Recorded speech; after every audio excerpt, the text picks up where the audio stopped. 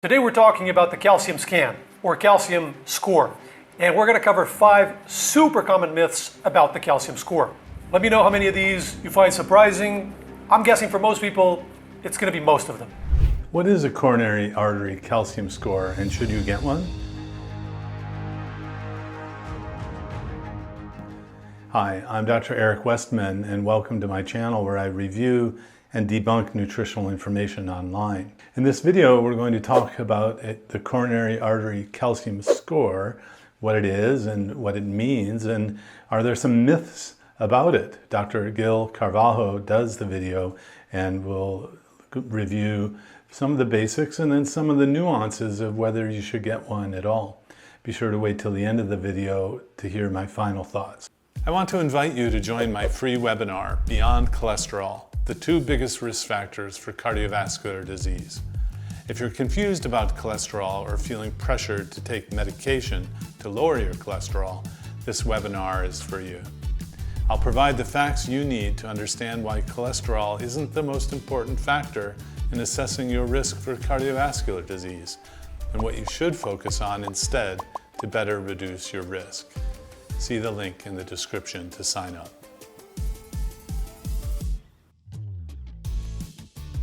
First of all, what is the calcium scan? It's basically a CAT scan, works by x-rays. You lie down, they slide you into the scanner, and it basically takes an x-ray image of your chest, and it can show the calcification in your coronary arteries. So the arteries feeding blood into your heart muscle. In the end, you get a calcium score, which is basically a quantification of the amount of calcification in your coronaries. And the calcium score can be useful. It can give us an idea of how advanced the plaque in your arteries, in your coronary arteries, is. So that's a great description, and it kind of begs the question, though, of why does someone have to pay for a coronary artery calcium score?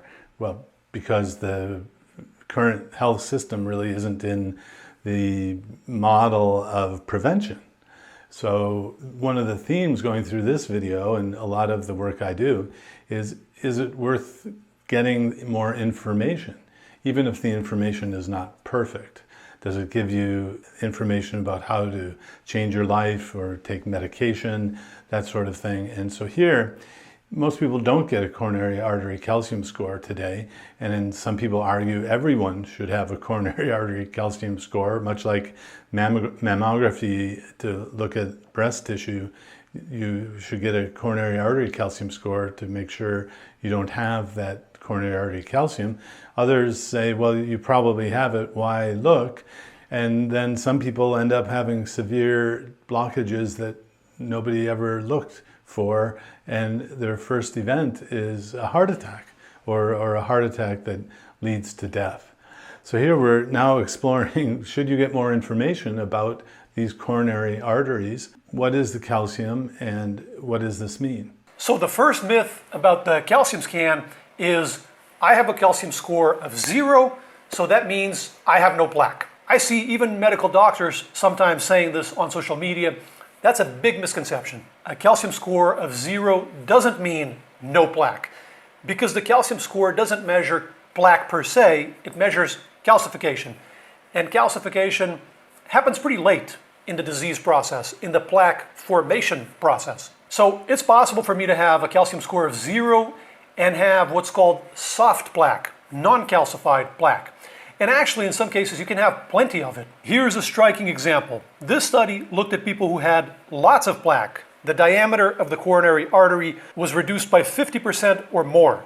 So they call that obstructive coronary artery disease. Out of those people, 14% had a calcium score of 0, but it varied a lot depending on age. For older people, 70 years old or above, only 5% of people with that level of obstruction had a calcium score of 0. But for young people under 40, it was 58%.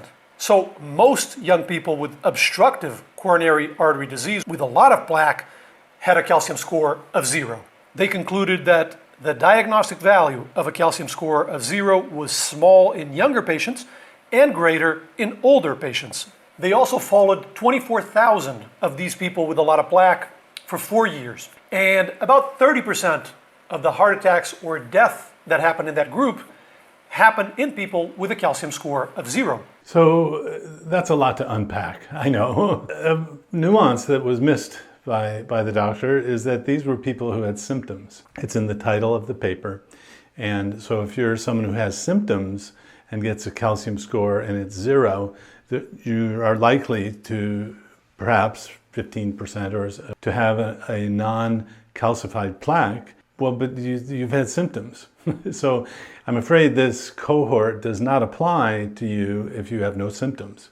And the likelihood of the obstructive lesion with symptoms is higher. And so I think this biases the test interpretation pretty substantially. So, but the point there is that a calcium score of 0 doesn't mean you don't have non-calcified plaque. It means you don't have calcified plaque. That's well said. But even before you get the scan and you see it, if the calcium score is 1,000 or 2,000, or you have a calcium deposit near where the arteries branch off, the left artery is called the left main, this could cause an obstruction and you wouldn't ever know about it. So I'm afraid Dr. Calvallo is leading with, well, something that might persuade you not to get the test, because if it's 0, you're not protected. But what he's missing is the whole reason the idea of calcium score was popularized was that a wealthy man had no symptoms, but was found to have calcification in an artery that was called the Widowmaker. And so he wrote a movie called The Widowmaker, and it popularized getting this scan.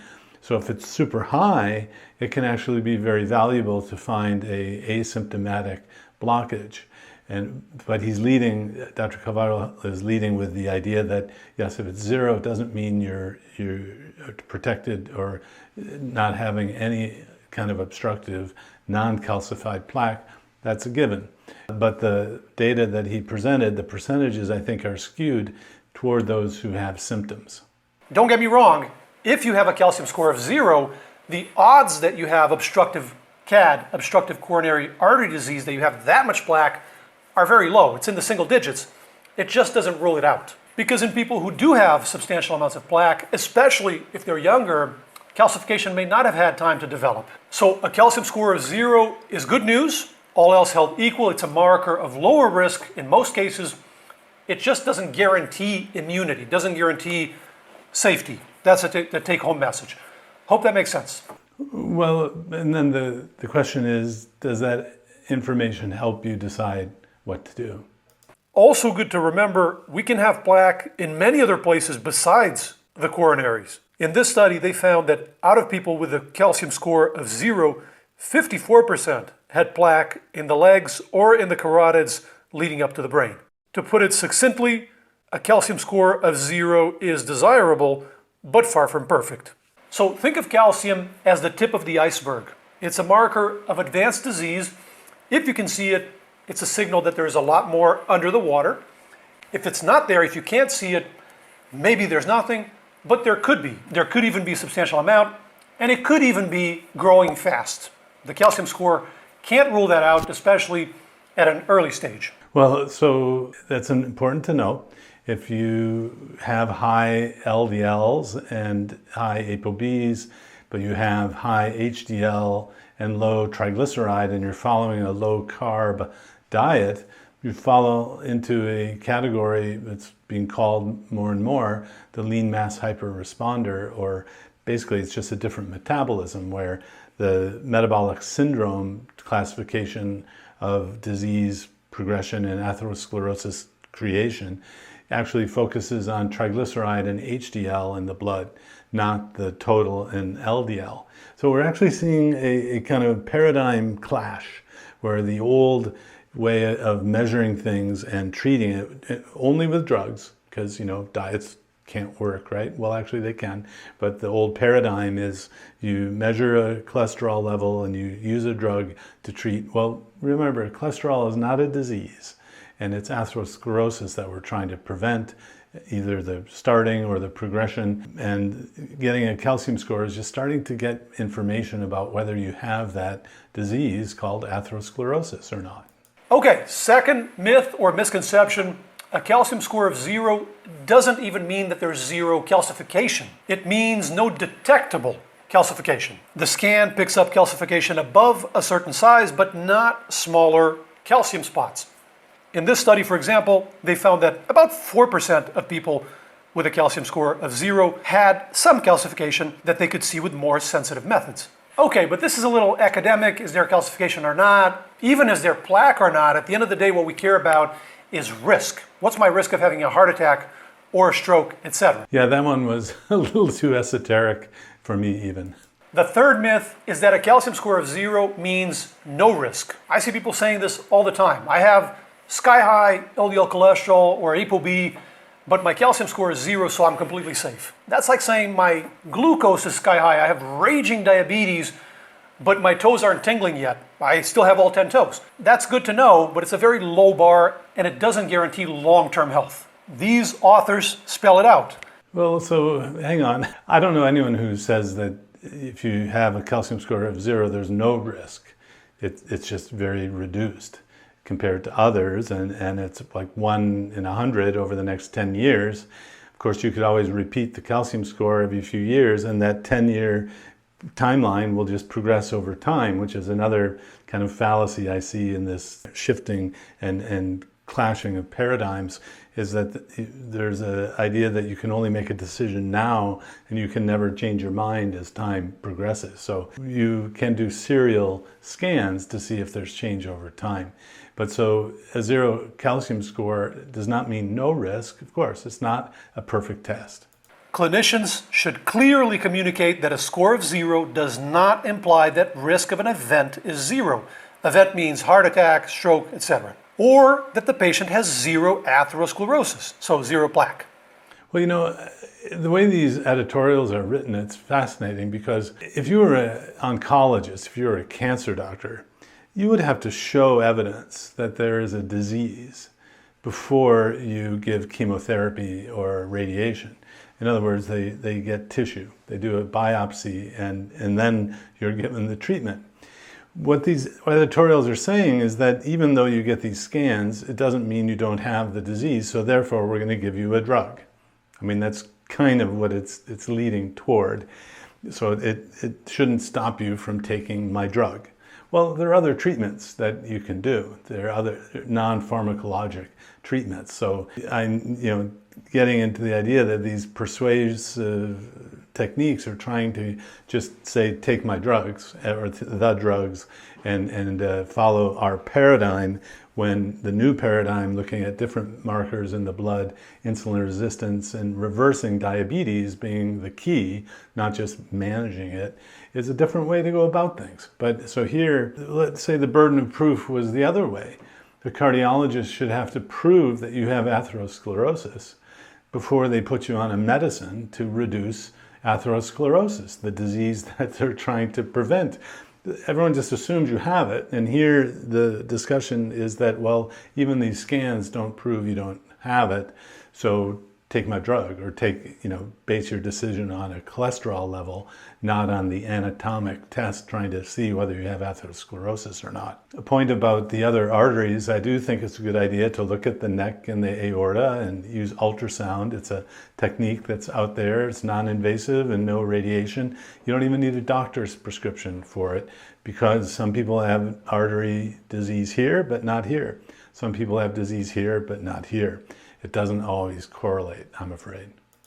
And a calcium score of 0 may provide a false sense of security. The key mindset here is time frame, short term versus long term. A calcium score of 0 indicates very low 5 to 10 year risk of an event, like a heart attack. About 1% chance over the next 10 years, according to some studies. Okay, 1% chance of having an event like a heart attack over the next 10 years. How relevant is that? It depends. If I'm 80 or 90 years old and I have a low risk of a heart attack in the next 10 years, that's good stuff. But for example, I'm 45. If somebody tells me that my risk over the next 10 years of having a heart attack is very low, okay, that's good to know, but I wasn't counting on it. I sure hope not. Well, so again, the fallacy is you could always repeat the measurement. And if you have a 10-year warranty, you re-up the test every 5 years, and if it's still 0, you still have that risk of being very low over the next 10 years. I don't get that reasoning. What I really want to know is the next 30 or 40 years. It's explained here really clearly. Preventive cardiology has begun looking ahead to lifetime risk rather than 10 years for calcium score and most risk calculators. Well, preventive cardiology has not prevented all cardiac events.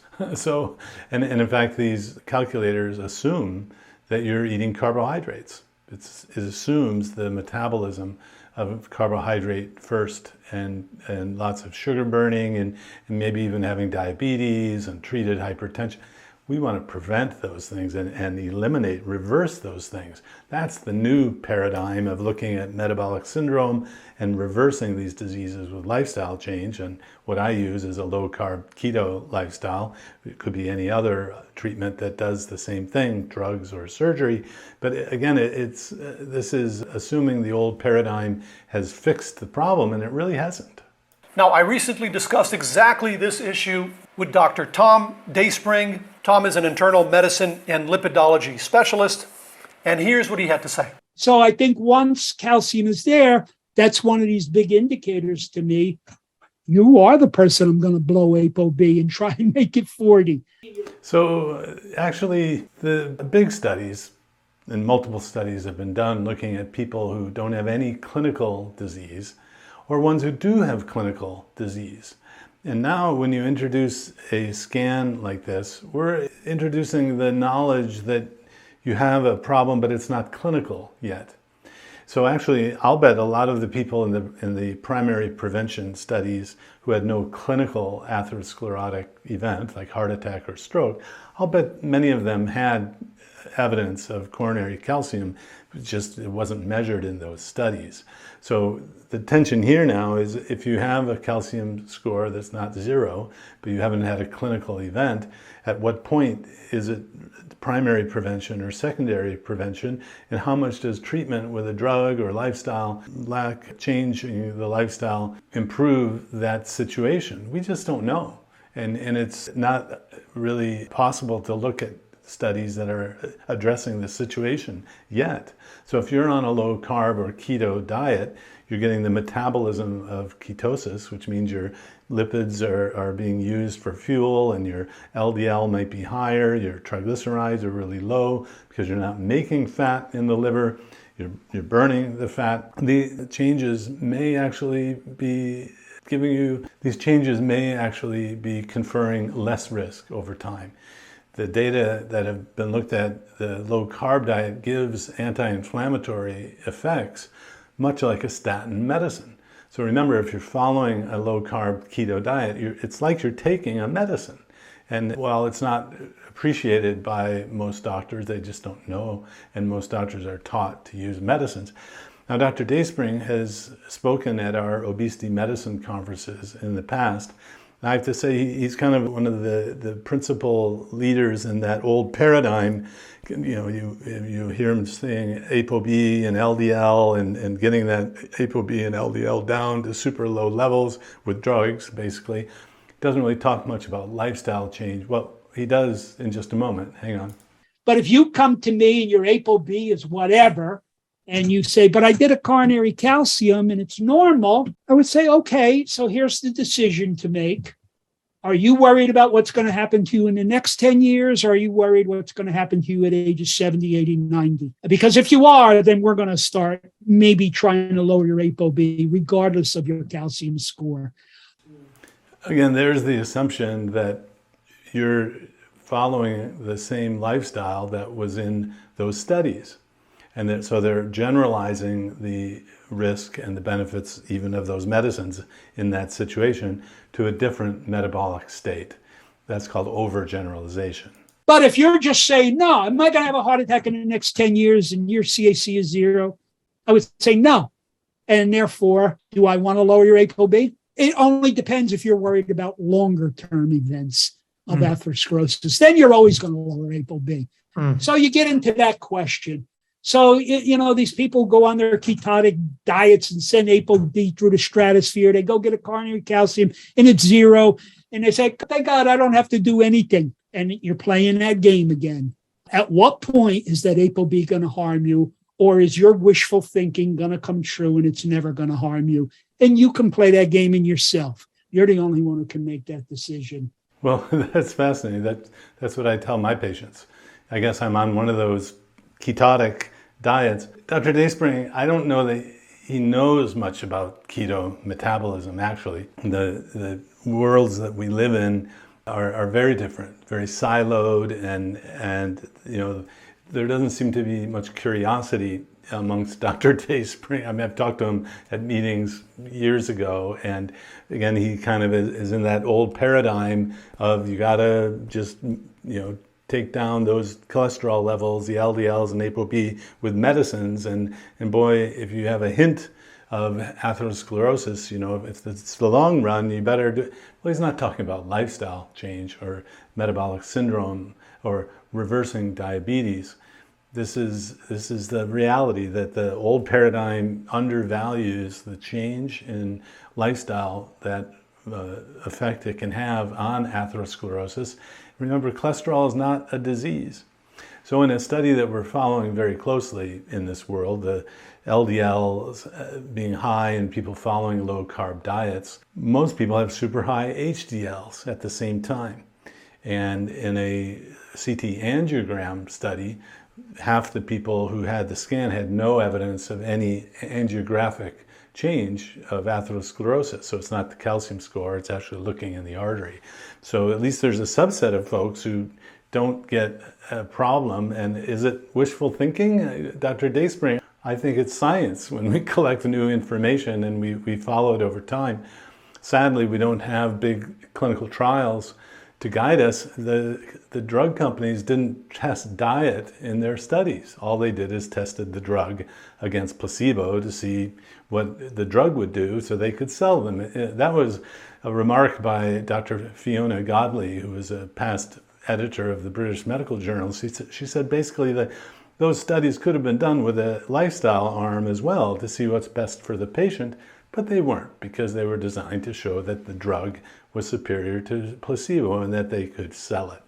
So lifestyle is huge. Diet is so important. What you put in your mouth matters, which you would think doctors would value. Now, I understand I'm a clinical trial guy, evidence-based medicine guy.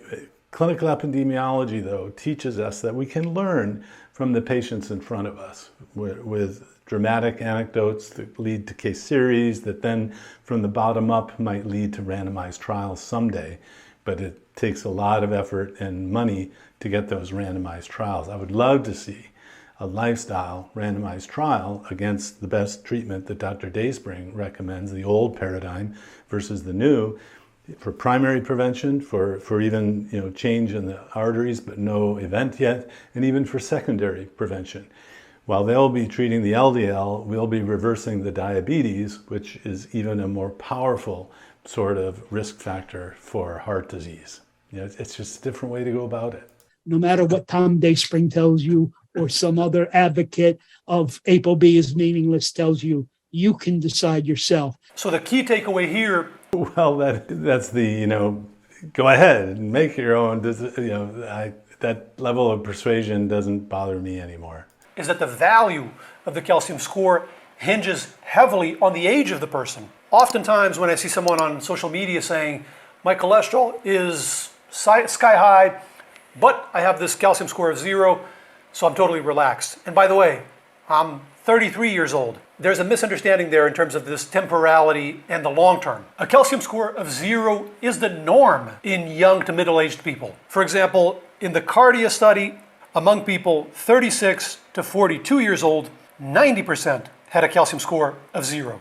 And in the MESA cohort, for people a little older, 45 to 54 years old, 73% had a score of 0. So even up to mid-40s, mid-50s, most people have a calcium score of 0. And that's for Western populations, right? Where cardiovascular disease is the #1 cause of death, and it's incredibly common. So it really drives home this idea that a calcium score of 0 is what's expected. It's not a high bar. Unless you're significantly older, if you're 70 or 80 or something like that, then it starts to be more reassuring. Put in simple terms, a calcium score of 0 in a younger individual is normal and expected, but it has a lot more power at an older age. Just like fine wine, the value of a calcium score of 0 increases with age. So I don't quite get that logic. I think the result can be repeated. Again, this idea that you only have one and you then make a decision forever. Dr. Agatston, for whom the Agatston score is part of the calcium score, says that you should get about every 2 years, the calcium score, not every year. And if your score is 0 and for every 2 years you do it, regardless of what you're doing, I wouldn't say that lifestyle change is necessary, even if you're eating carbs. So I don't quite understand this logic, and I think the persuading factor here is, don't trust that scan, trust my clinical trials of people taking statins and eating carbs. That's the old paradigm, and follow my blood test when we're talking about a different kind of metabolic situation. There is a much more intensive imaging procedure of the coronary arteries, where you just take a needle and you inject a dye. You don't stick a catheter up in somebody's heart, but you inject a dye that can show up in an X-ray, and it's called CT angiography. And that can show plaque that is not yet calcified. It might show, God, you got plaque, you got an 80% lesion there, but it's not calcified. Maybe you got a lot of smaller lesions that are not calcified. But how do you know they're not going to rupture tomorrow and cause a thrombus that will occlude your artery? So CTA would be a much better test to do, except it's 10 times more expensive. Radiation exposure in the wrong hands can be way more. In the right hands, it's not very much at all.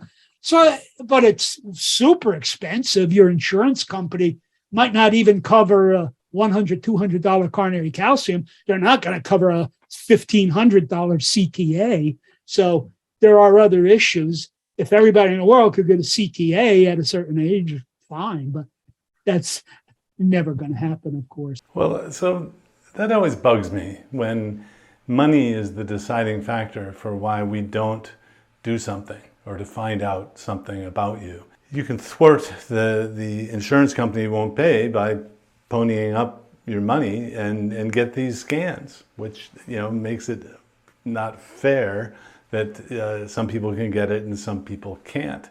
So if even a $1,500 test, if that saved lives, the implementation of this saved lives and the cost is something that there's always some cost associated with saving lives, and you save, I don't know, it might be worth spending that amount of money to get that information. Even this health system might figure out that it's worth that sort of prevention. So what we're talking about here is preventive cardiology, where you're actually looking. What we're talking about here is actually preventive cardiology, where you're assessing the anatomy and looking at the arteries in some way, either by calcification, the coronary artery calcium score, or by actually looking at the inside of the artery with CT angiography. It's interesting that preventive cardiology hasn't embraced this idea of looking at the arteries with anatomic means. I'm kind of baffled at that. They really put all their eggs in the basket of measuring cholesterol and using drugs to lower the cholesterol level. Doesn't really matter what you eat, does it? Or everyone should do a low-fat or plant-based diet, which of course are not the answers for everyone. And we still have that nagging statistic that 1/3 of people will have their first event, the heart issue, and die. So preventive cardiology, in my mind, needs to address the scanning of and do cost effect. So preventive cardiology needs to address this and look at the cost effectiveness of these procedures. But in the meantime, what are you going to do? Here he kind of said that's not going to happen, that everyone gets a calcium scan or a CT angiogram. Maybe it could.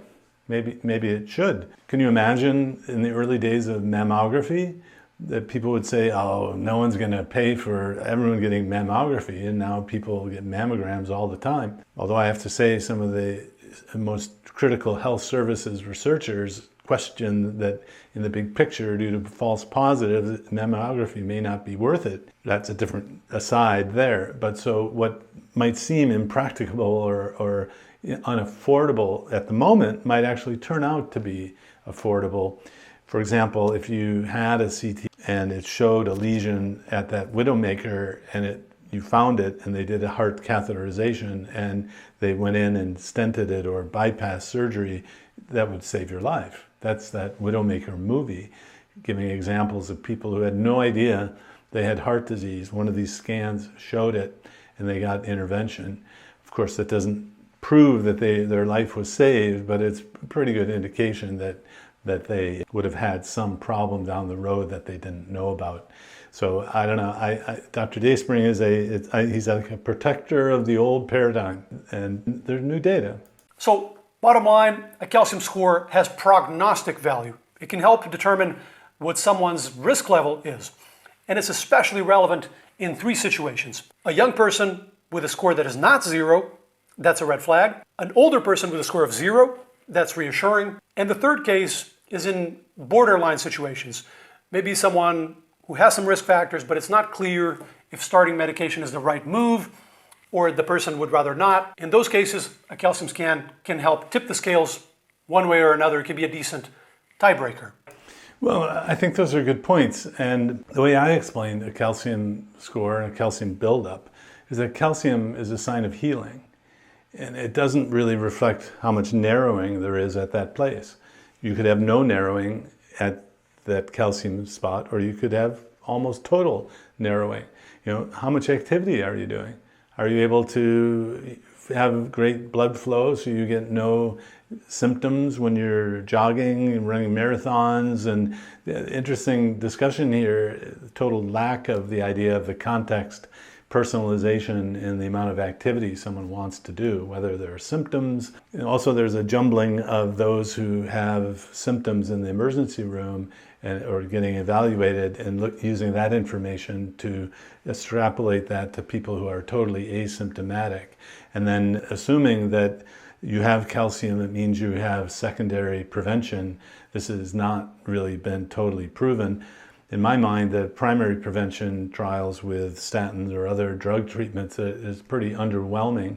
And even the guidelines around the country will say that it's a toss-up, or maybe you shouldn't be on a statin for primary prevention. The absolute risk reduction is pretty low. But for secondary prevention in the right context, I still think statins are a good idea, although most doctors underestimate the effect of diet, including that crazy ketotic diet that Dr. Dayspring talks about. That's the one I recommend. If you haven't watched my videos before, let's keep going. Here's Tom Dayspring again. The guidelines currently suggest if your LDL cholesterol is above a certain level or your ApoB is above a certain level, you are in a group that should consider statin therapy. But if you are totally anti-drug therapy, things that would twist your arm to say you better go on a statin would be a positive coronary calcium or the presence of Lp(a) or the presence of diabetes. Then you always go on a statin. So that's how coronary calcium tests can be used. So again, think of that. You go on a statin if your cholesterol is high. That's a given. Well, but cholesterol is not a disease, remember? And in primary prevention, the absolute risk reduction is pretty underwhelming, if there is one at all, compared to the risks of the statins in primary prevention. But so here, they're using the calcium deposit as a sign that you have the disease. Therefore, you should even be more likely to be on a drug to treat this disease, when really you don't know the extent of the disease at all from the calcium score. Unless it's 1,000, 2,000, the likelihood of you having a narrowing is pretty darn high. So another thing that's lacking here that I like to pull up in my teaching in the clinic is the distribution of the calcium score. What is the range that it's typically seen? Is it from 0 to 100? Well, it's actually 0 to thousands. And that's reassuring to people to know that even though it says on the report that you're at X percentile, the number is actually really low compared to the possible other numbers on the test. So imagine now, though, if the guidelines said you cardiologists and doctors have to prove that there is some evidence of atherosclerosis before you put someone on a drug to lower the risk of atherosclerosis, much like an oncologist has to have tissue of cancer before they put you on chemotherapy. That would change things dramatically. If the doctor had to prove that you had atherosclerosis before putting you on a medicine, you'd be getting these scans all the time. You might even get a biopsy of one of your arteries, or these ultrasound tests would be done more and more frequently. But what's happened is the old paradigm view is we'll just use cholesterol levels as the method of treating and preventing, and it really hasn't prevented everything. If this paradigm had worked, there wouldn't be any need for looking at residual risk, the HDL, the triglyceride, the metabolic syndrome elements. And I think this is a great video to kind of demonstrate the two paradigms in terms of treatments and how a new test is kind of being, I don't know, denigrated. Or I might watch this video if for the first time and say, well, gosh, I don't even want that test, because it's a bit of a Pandora's box. If the score is not 0, your risk goes up, and you might want to get that CT angiogram to make sure that there's no severe blockages. If the calcium is in that spot where the widowmaker could be, the left main, you would want further evaluation. So where the calcium is important, is not just the number. And important point that the non-calcified plaque doesn't show up on the calcium scan. It's not a perfect test by any means, doesn't guarantee much. Yeah, it does give a kind of a warranty for the next 10 years. So, you know, you have to decide, is more information in your situation going to help you or going to make things muddy the waters? Do you have family history of coronary disease or other atherosclerosis disease? Are you able to do what you want to do functionally? You may have blockages there, but they're irrelevant. You know, just the fact that you have a blockage doesn't mean that it's significant or something should be done about it. So I think it's worth talking to someone who takes these scans and has worked through these kinds of scans with people at this time, because there are no guidelines really to guide us yet for these because there are no guidelines yet to guide us in these gray areas or borderline cases, as Dr. Cavallo says. So in all, I think a great video with the nuance of a test that's not perfect, but still useful in some cases. Hope you like it. If you like, please like, subscribe, ring the notification bell. I'm putting out new content on Wednesdays and Fridays.